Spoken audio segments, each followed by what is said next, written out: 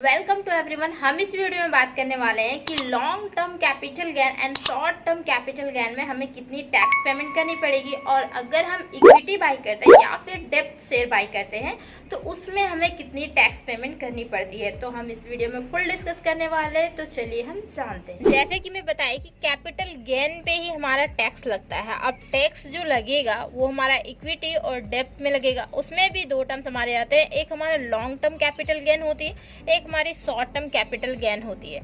तो long term capital gain में भी हमारा इक्विटी और डेप्थ रहेगा, और शॉर्ट टर्म कैपिटल गेन में भी इक्विटी और डेप्थ रहेगा। मींस आप इक्विटी खरीद सकते हैं या फिर डेप्थ में आप शेयर खरीद सकते हैं। ठीक है, तो देखिए एक्चुअली में जो इक्विटी खरीदा जाता है तो उसमें थोड़ा सा हाई रिस्क होता है और हाई रिटर्न भी मिलती है। बट अगर आप डेप्थ खरीदेंगे तो उसमें हमारे क्या होगा, लो रिस्क होगा और लो रिटर्न मिलेगी। क्लियर। तो एक्चुअली में जो होता है लॉन्ग टर्म में वो इक्विटी खरीदेंगे तो आपको मीन्स लॉन्ग टर्म में हमारा कैसे कंसीडर होगा। अगर आप इक्विटी खरीद लिए तो अगर आप इक्विटी का शेयर खरीदे हैं और अगर आफ्टर 1 ईयर के बाद इसे सॉल्व करते हैं, बेचते हैं, तो हमारी इक्विटी की शेयर होगी, और हमारा क्या होगा, 1 साल के बाद अगर आप बेच रहे हैं तो हमारा लॉन्ग टर्म में आ जाएगा। यही इक्विटी अगर आप क्या करें, जैसे देखिए एक्चुअली में क्या होता है, मार्केट में हम लोग खरीदते हैं शेयर्स। ठीक है, वो नहीं देखते हैं कि लॉन्ग टर्म के लिए खरीदे हैं या शॉर्ट टर्म के लिए खरीद रहे हैं, बस शेयर खरीदते हैं डायरेक्टली। अब जो डिवाइड हो जाती है लॉन्ग टर्म और शॉर्ट टर्म किस तरीके से, जब हम बेचते हैं ना तब से कंसीडर हो जाती है लॉन्ग टर्म और शॉर्ट टर्म। ठीक है, अगर आप 1 साल से पहले, बिफोर 1 ईयर से अगर आप पहले बेच देते हैं तो वो हमारी शॉर्ट टर्म में आ जाएगी, और वही 1 साल के बाद अगर बेच देते हैं तो हमारी लॉन्ग टर्म में आ जाएगी। और रही बात डेप्थ की, तो डेप्थ में सिचुएशन ये होता है कि डेप्थ के अगर आप शेयर खरीद रहे हो तो अगर आप 3 साल के बाद अगर आप शेयर बेचोगे तो वो आपका हो जाएगा क्या, हमारा लॉन्ग टर्म आएगा।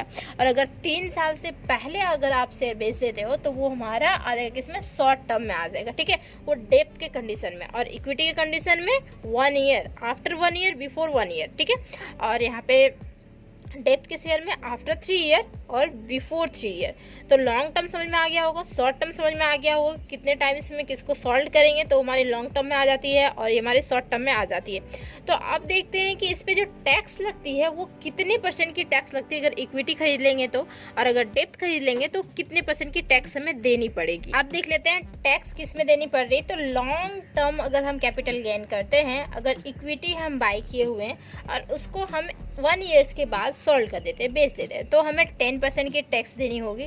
और लॉन्ग टर्म में देखिए एक बेनिफिशियल हमारा ये होता है कि अगर हम 1 लाख तक प्रॉफिट अर्न कर लेते हैं तो हमें कोई भी टैक्स पेमेंट नहीं करना पड़ता है। ठीक है, और 1 लाख से अबव अगर हम करते हैं, प्रॉफिट अर्न करेंगे, ठीक, कैपिटल गेन करेंगे, तो उसमें हमें 10% की टैक्स देनी होगी। जैसे फॉर एग्जाम्पल से समझते हैं, जैसे 1 लाख हम अर्न कर लिए, ठीक है, अब मान लेते हैं कि 2 लाख हम अर्न किए, ठीक है, 2 लाख हम अर्न कर लिए, ठीक, तो क्या होगा कि 1 लाख हमारा डिडक्शन हो जाएगा। 1 लाख में कोई टैक्स नहीं देना पड़ेगा। देना किस में पड़ेगा, तो 1 लाख में टैक्स देना पड़ेगा। 1 लाख हमारा मिल गया ना, फ्री में मिल जाएगा। ठीक है, 1 लाख फ्री में हो गया, कोई टैक्स नहीं देना है। 1 लाख में ही हमें 10% की टैक्स देनी होगी। समझ में आया। और अगर 1,50,000 हम अर्न किए हुए हैं, यहाँ पे 2 लाख नहीं, 1,50,000 अर्न किए, तो 1 लाख हमारा फ्री में रहेगा, नो टैक्स। ओनली फॉर 50,000 का 10% हमें टैक्स देनी होगी। क्लियर। तो ये लॉन्ग टर्म कैपिटल गेन में एक बहुत बड़ा बेनिफिशियल आता है हमारे लिए।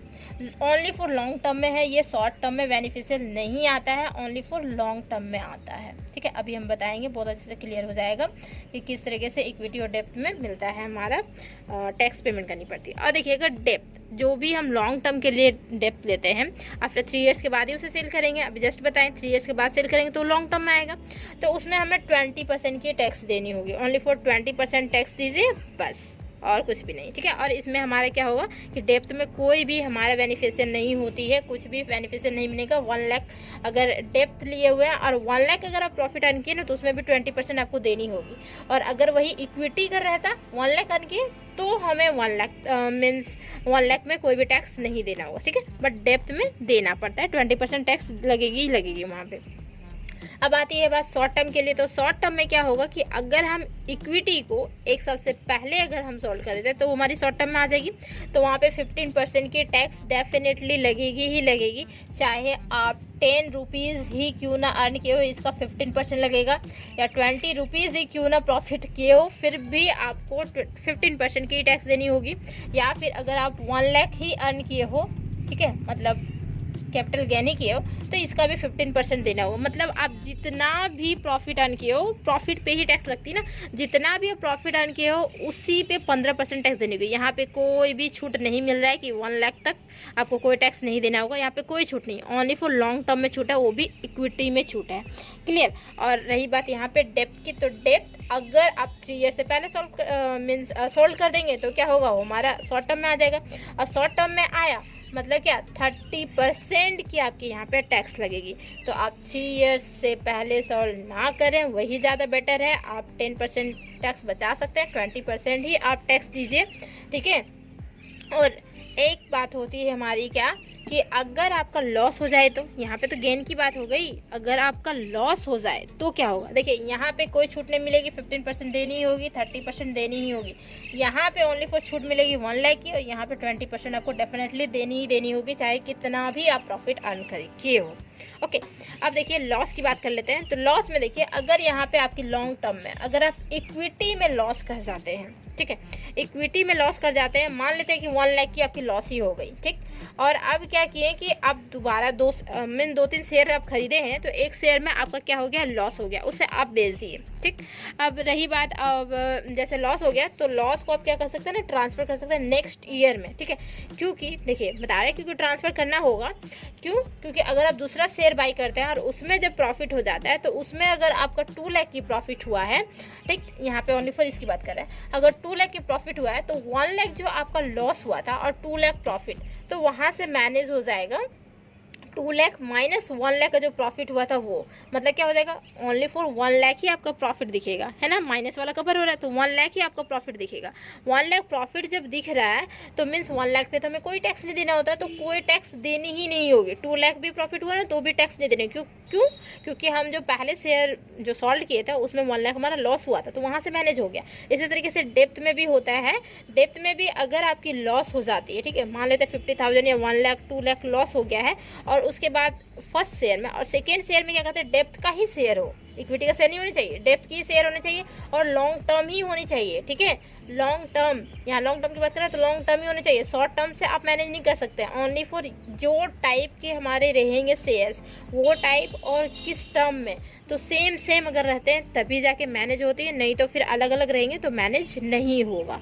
क्लियर। तो यहाँ पे क्या हो जाएगा हमारा, लॉन्ग टर्म के लिए डेप्थ में अगर हम लेते हैं उसमें लॉस हो जाता है और फिर दूसरे में प्रॉफिट हो जाएगा, तो वहाँ से मैनेज हो जाएगा। इसी तरीके से शॉर्ट टर्म में भी यही होता है, लॉस अगर हो गई है तो अगर गेन होती है तो वहाँ से मैनेज हो जाता है, ठीक है। शॉर्ट टर्म में भी, इक्विटी में भी होता है, डेप्थ में भी, तो चारों में होता है इसी तरीके से, बट सेम होनी चाहिए।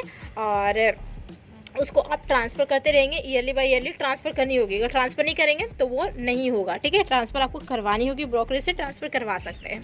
तो उम्मीद है कि बहुत अच्छे से क्लियर हुआ होगा कि इक्विटी में कितने टैक्स लग रहे हैं और डेप्थ में कितने टैक्स लग रहे हैं, और इक्विटी डेप्थ जो होती है लॉन्ग टर्म शॉर्ट टर्म में कितने कहाँ से होते हैं, किसमें कहाँ पे कितनी बेनिफिशियल मिलती है, सब कुछ फुल डिस्कस कर चुके हैं।